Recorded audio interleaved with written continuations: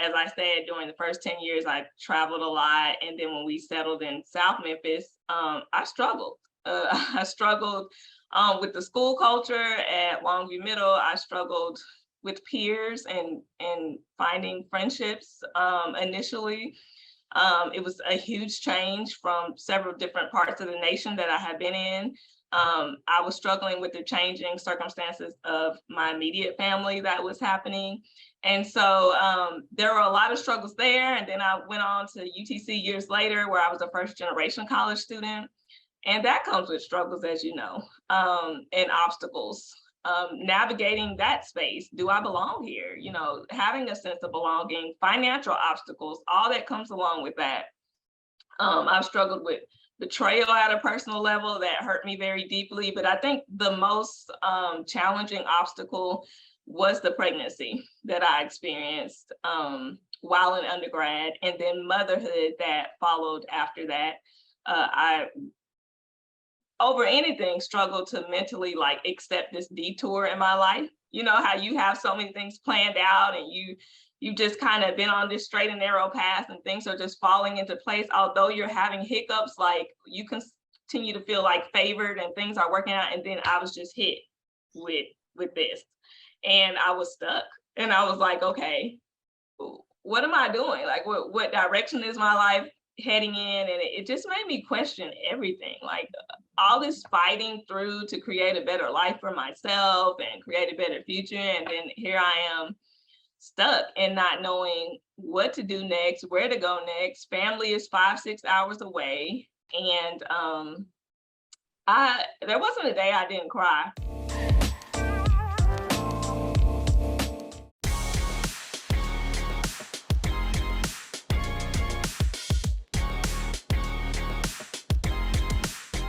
Hey everybody, I'm back with another episode of So What Success Stories. And today I am super excited to be talking to a newer friend of mine, and her name is Melissa Graham. And Melissa is a student success manager at BlueSky Tennessee Institute. And everybody who knows me knows that I'm all about student success. Everything I do is centered around essentially being resilient so that students can be successful. And that's whether you're a student at a college or a university or just a student of life, really. And so Melissa has a cool job and she has a cool journey. I'm excited to get into it. Melissa, tell us a little bit about yourself. Hi, thank you. First, I am so excited to be here. Thank you for the invitation. Looks like you are doing amazing work and sharing these stories, and I'm honored to be a part of that. So about me professionally, I am the student success manager, but I have a background in education for 15 years, started at the university level and student support services, supporting first generation college students or students from low income backgrounds, helping them navigate through the college experience. That was very impactful and purposeful work. And then I became a professional school counselor with Hamilton County Schools, and I did that for 9 years. Absolutely favorite job, hands down. I did 6 through 12. I had some experience 9 through 12, some 6 through 8. I loved being an additional support person for those students as you're in some very critical times, you know, in your life. You're discovering who you are, you're discovering, you know, possibly, you know, the greater purpose in it all. And so I was happy to be a part of that work. And then I got called to do some family and community engagement work at the district level at Hamilton County. And then after that, this opportunity with BlueSky came up. And so essentially it's a partnership between ETSU and Blue Cross Blue Shield Tennessee, where we have students here on an accelerated path, getting their 4-year bachelor's degree in 27 months. And my job here is as well to help them navigate through that journey, because college is challenging alone in 4 or 5 years. And so doing it in 27 months, no shortcuts, they're doing every requirement necessary. They need the additional support, and that's what I'm here for. That's an awesome journey. Okay, you have to also talk about where you were born and where you Yes. So personally, I started out professionally and didn't get to my personally. So personally, Melissa here is Melissa Jo. A lot of people call me Jo or Melissa. I was born in Honolulu, Hawaii. Had a military family. My dad was in the Marines. I have 2 brothers. the first 10 years of my life, we traveled about every 2 or 3 years, settling in a new state. And so that was quite the experience for the first 10 years. And then we settled in Memphis, Tennessee, where both of my parents are from. And started in South Memphis at that. And so was raised for the rest of the part in Memphis, graduated from Sheffield High School, decided to go to University of Tennessee of Chattanooga, where I started my career. I also gave birth to my first child while, got pregnant while enrolled in undergrad. And then I am now married, a wife with 3 children and a handsome husband. And so that's the personal side. That's awesome, Melissa. That is awesome. I love your background. It's so cool. It's really cool. Honolulu, especially. Yes. I love your journey. Yes, it is. And I told you I got an opportunity to spend my birthday there. But I love your background, and I love that how your journey has led you to the job that you're in now, and it's always been in student support, essentially. Work with a lot of professional school counselors and administrators and college level. It's all of them. So I just love what you're doing. So let's get into this story and talk about your resilience journey, because you just left a clue. So in this program, I have what I call the So What Success system. It's my belief that if anyone can learn how to overcome obstacles, eliminate excuses, and calculate choices, they can have so what success. And that is success no matter what you go through in life. And Melissa, you've demonstrated that. So let's talk about your journey a little bit. Share a little bit about the obstacles that you've had to overcome to get to where you are, and just how you overcame some of those obstacles. Okay, when I look back and I just think about several obstacles that I had in my life, I think there's like a common theme running through them, and it's just adaptation, like adapting to new conditions, new spaces, new circumstances. As I said, during the first 10 years, I traveled a lot. And then when we settled in South Memphis, I struggled. I struggled with the school culture at Longview Middle. I struggled with peers and finding friendships initially. It was a huge change from several different parts of the nation that I had been in. I was struggling with the changing circumstances of my immediate family that was happening. And so there were a lot of struggles there. And then I went on to UTC years later, where I was a first generation college student. And that comes with struggles, as you know, and obstacles.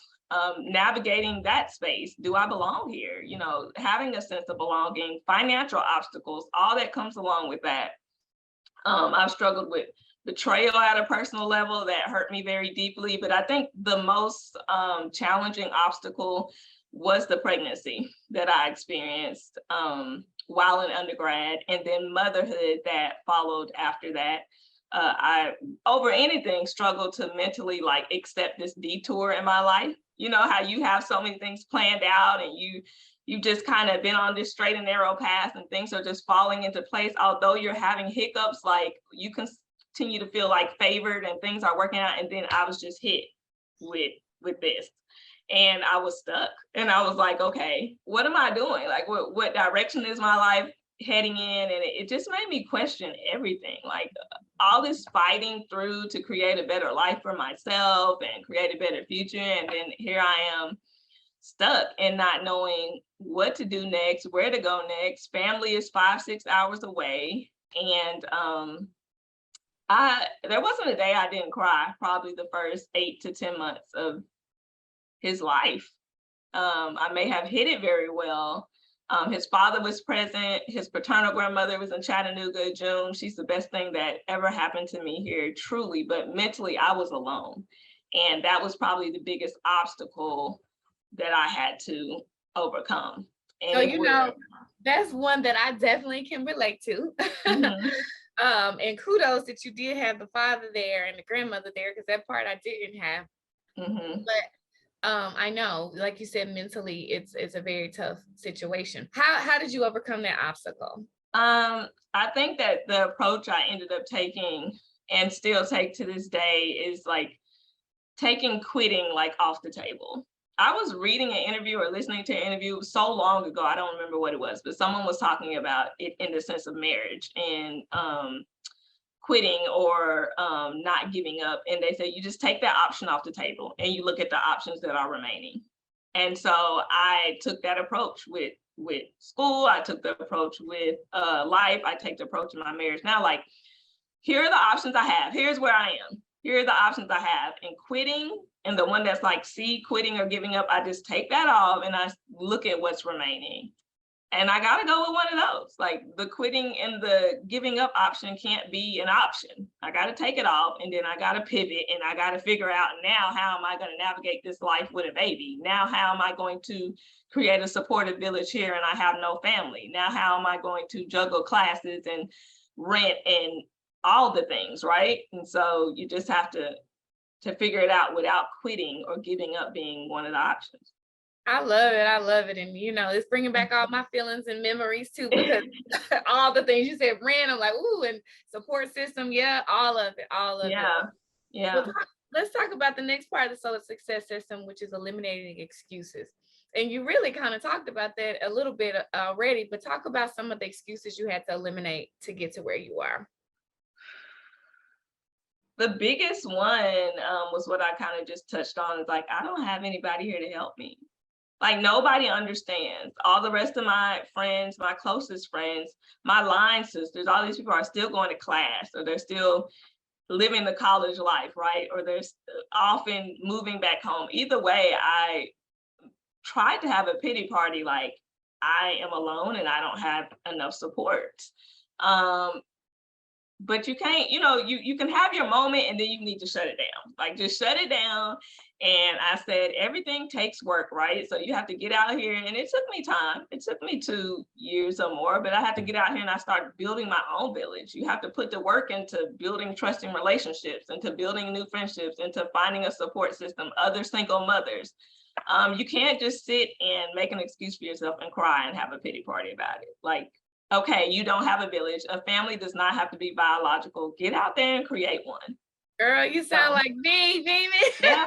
I'm like, yeah. It's like, okay. I used to say too, it's like, you can throw a pity party, but nobody wants to come. So that's not a fun party. So get out there. And yes, I definitely understand creating a village and creating a support system, and that family that's not your blood. Now, you also mentioned sorority. So go ahead and shout out your sorority. You said line sister. What's your sorority? Yes, I was Zeta Kappa chapter at UTC of Alpha Kappa Alpha Sorority Incorporated. So she's my sorority sister. 304. Yes. Awesome. So that means you even navigated sorority life as a mom. And so, yeah, it's beautiful. It's beautiful talking about eliminating those excuses. So the next part of the success system is calculating choices.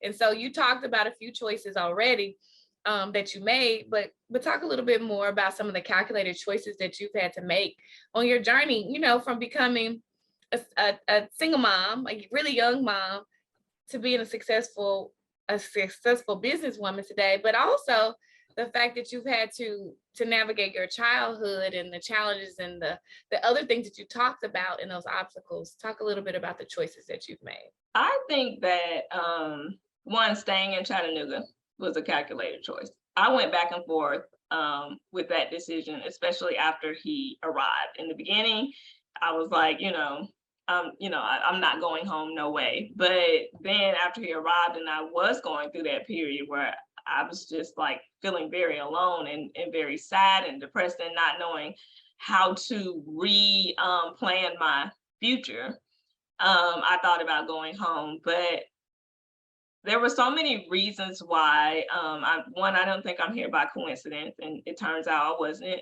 in Chattanooga. And then I wanted him to, have a relationship with his father. And so all of those things are going into my choices, right? But one thing I'm doing is always thinking about my why. If I run home, why would that be? If I stay here, why would that be? If I choose this job, why would that be? Another thing that's been very calculated is where I work. I always have worked in underrepresented or underserved communities or schools. And there's the why, like, what is the root cause of that? And if it's coming from a good place and if the reasons are good and purposeful, then that is the reason why I make that choice. Not just because I want to run, or not just because, it's something ill being a driving factor or having some ill intent behind it. If there is ill intent behind something that I want to do, then I know that's probably not what I should be doing. And so just taking the time to think out the why and like the root of why you want to make that choice or do that thing will really bring clarity to like your next steps, like whether you should go forward with that, regroup, remap, restructure, whatever the next step is. I love it. I love it. And, and I also speak on your why and understanding your why, because a lot of times, and I'm sure you demonstrated this too, not only does your why help you make those calculated choices, and as you mentioned, but when you want to give up, right? Mm-hmm. You go back to your why. Why am I here? Why am I in college? That was a big thing for me, is when it was hard, because it was very, very hard. Like, why am I even here? It's like, well, I'm here because I want my education, because I would know it's going to make me, put me in a position to get a better job and have a better career. And I'll be able to have a better lifestyle for me and my child. And always remembering your why. So I love that we're in sync on that one too. Yes. I love it. I love it. So you have demonstrated that you know how to overcome obstacles and eliminate excuses and calculate choices. You know how to implement the SOA success system. And that is what's gotten you to where you are today, to being a successful woman in spite of those challenges that you face. But Melissa, how would you define success? What's your personal definition of success? So my personal definition of success is more so like, are you using your God-given gifts and talent, and whatever it may not be on your job, it may be in your extracurricular, it may be something you're doing on the side. But I think it's a success when we find purpose in the big and the small things, when we know that we're not given these gifts for like as a coincidence, but there's a reason why we are imparted these and should be turning around and using them for that purpose. And so I think it's a success when, you're able to identify your gifts, you're able to use your gifts, plant seeds, and you're able to see fruit from that. So that's more so a success. I love it. I love it. Yeah. I love it. Okay, one last question for you. For anybody that's watching this video right now that wants to have success, somebody wants to have success, but they're facing obstacles, maybe some of the same obstacles that you face, and maybe some different. What is one piece of advice you would leave them so that they can be encouraged and inspired to push through? One piece of advice I would say is don't let other people tell you who you are. Don't let other people define you, whether that is a director, your boss, your supervisor, your significant other, a friend, a peer, a colleague. Do not let other people define you. Like, the creator is the only one who you need to listen to about who you were created to be. Nobody else. Nobody else's, input, whispers in your ears, or shade, or whatever they want to, throw your way. Just don't because I struggled with this when I was younger. And even in my younger 20s, it's like, God, I'm questioning, am I this person that, someone may be painting me out to be? And it's okay to take constructive criticism. I had to learn to do that too. But at the same time, don't take it to the point where you believe you're someone that you're not. And so just don't let other people define you. That's powerful. That is powerful. Yeah. Well, Melissa, it has been so good talking to you and getting to know you. I'm so proud of you, and I'm so happy for you. And I thank you for your time and sharing your story. I know it's going to encourage a lot of people. Thank you. I appreciate the opportunity, and kudos to you, giving your time, sacrificing your time and talents to share stories with others, to empower others to move forward and progress in life. It is my privilege. Thank you.